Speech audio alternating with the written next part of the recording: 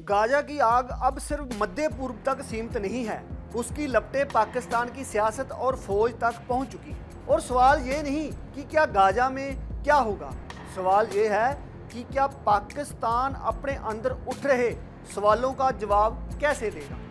नमस्कार, मैं हूं ललित शर्मा, आप देख रहे हैं इंडिया डेली। आज सवाल सिर्फ गाजा का नहीं, आज सवाल है पाकिस्तान की फौज, उसके जनरल और उसकी मजहबी जमीर का।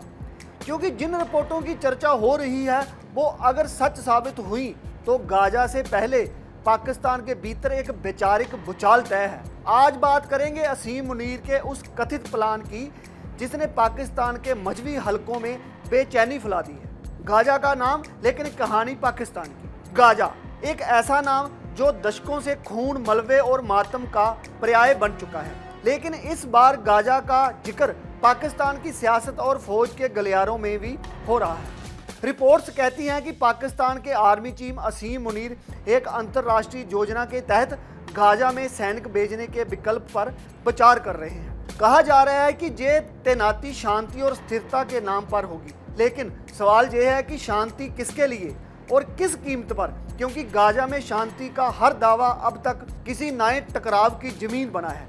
यही सवाल अब पाकिस्तान के भीतर गूंजने लगे हैं। यही सवाल फौज की रणनीति और मुल्क की जमीर को आमने सामने ला रहा है। और यही सवाल इस पूरी कहानी की धुरी बन चुका है कि पाकिस्तान के भीतर कई हलकों में ये भी पूछा जा रहा है कि क्या ये फैसला पूरी तरह राष्ट्र हित में है या फिर बाहरी दबावों की छाया में इसमें शामिल है।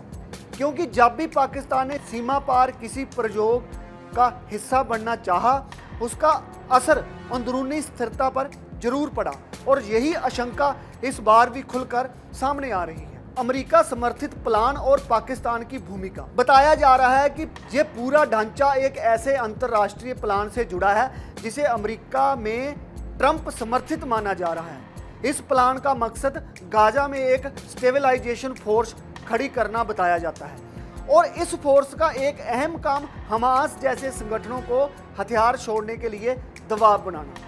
यहीं से ये कहानी संवेदनशील हो जाती है, क्योंकि बात अब सुरक्षा की नहीं बल्कि सियासी नैरेटिव की है। सवाल ये भी है कि क्या ये प्लान जमीन की हकीकत समझे बिना बनाया गया और क्या इसमें शामिल होने वाले देशों को बाद में अकेला छोड़ दिया जाएगा। पाकिस्तान के लिए यही सबसे बड़ा जोखिम बनकर उभर रहा है, क्योंकि इतिहास गवाह है कि ऐसे अंतर्राष्ट्रीय मिशनों में छोटे या क्षेत्रीय देश अक्सर मोहरे बनते हैं और जब हालात बिगड़ते हैं तो जिम्मेदारी उन्हीं के हिस्से में आ जाती है। और यही डर अब इस पूरे प्रस्ताव को लेकर गहराता जा रहा है। हमास का सवाल और मुस्लिम दुनिया की दुविधा। हमास जिसे लेकर दुनिया बंटी हुई है, कुछ के लिए ये प्रतिरोध की आवाज़ है, कुछ के लिए वह सुरक्षा के लिए खतरा।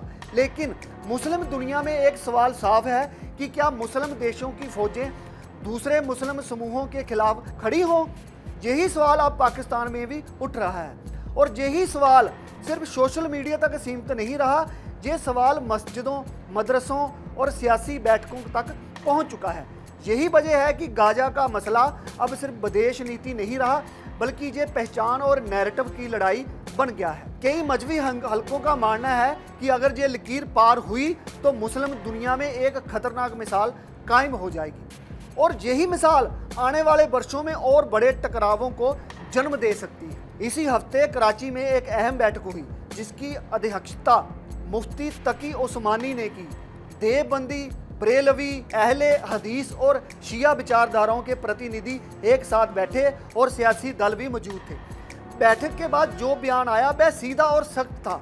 कहा गया कि मुस्लिम देशों पर दबाव है कि वे गाजा में फौज भेजें, लेकिन पाकिस्तान को इस जाल में नहीं फंसना चाहिए।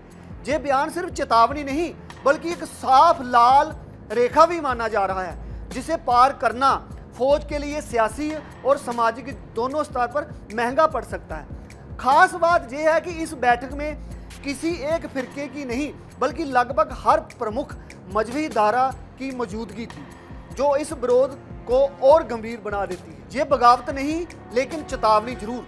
यहाँ एक बात साफ समझना जरूरी है कि ये कोई मजहबी बगावत नहीं है, ना ही सड़कों पर हिंसा है और ना ही मस्जिदों से विद्रोह का ऐलान है। लेकिन ये एक संगठित चेतावनी जरूर माना जाता है।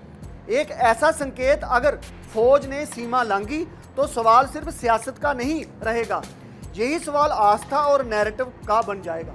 पाकिस्तान के इतिहास में ऐसे संकेतों को नज़रअंदाज करना हमेशा महंगा पड़ा है और यही वजह है कि इस चेतावनी को हल्के में नहीं लिया जा रहा, क्योंकि ये विरोध शोर में नहीं बल्कि ठहराव में दिखाई दे रहा और ठहराव अक्सर सबसे गहरे तूफान की निशानी होता है। असीम मुनीर की चुप्पी और उसके मायने। अब तक पाकिस्तान की सेना की तरफ से कोई आधिकारिक बयान नहीं आया, ना पुष्टि और ना खंडन, लेकिन इस चुप्पी के भी अपने मायने होते हैं, क्योंकि पाकिस्तान में फौज जब बोलती है तो देर से नहीं बोलती। सवाल ये है कि क्या ये विचार अभी शुरुआती स्तर पर है या फिर जमीन पर कुछ और पक रहा है। फौज की ये खामोशी सियासी गलियारों में बेचैनी बढ़ा रही है और हर कोई इस इंतजार में है कि पहला आधिकारिक शब्द कब आएगा, क्योंकि वही शब्द तय करेगा ये सिर्फ एक चर्चा या आने वाले दिनों की ठोस रणनीति। पाकिस्तान के लिए सबसे बड़ा जोखिम। पाकिस्तान पहले ही आर्थिक संकट से जूझ रहा है और राजनीतिक अस्थिरता अलग। ऐसे में अगर फौज किसी बाहरी मिशन में उलझती है तो भीतर की दरारें और गहरी हो जाएंगी। मौलाना चेतावनी दे रहे हैं और सियासी दल सतर्क हैं। जनता भी सवाल पूछ रही है, ये लड़ाई हमारी भी है या नहीं, क्योंकि पाकिस्तान की आम जनता अब किसी और मोर्चे की कीमत चुकाने के मूड में बिल्कुल नहीं है और यही बात इस पूरे प्लान को सबसे ज़्यादा संवेदनशील बना देती है। ऐसे हालात में एक गलत कदम देश को ऐसे मोड़ पर ले जा सकता है जहां से वापस आना आसान नहीं हो। गाजा आज सिर्फ जमीन का नाम नहीं, गाजा एक इम्तिहान है पाकिस्तान के लिए, उसकी फौज के लिए और उसके मजहबी नैरेटिव के लिए। असीम मुनीर किस रास्ते पर चलते हैं ये आने वाला वक्त बताएगा, लेकिन इतना तय है कि ये फैसला आसान नहीं होगा, क्योंकि इस बार दाम सिर्फ सीमा पार का नहीं, दाम मुल्क के भीतर की सोच, भरोसे और दिशा का है। आप देखते रहिए इंडिया डेली, फिर मिलते हैं बड़ी खबर के साथ।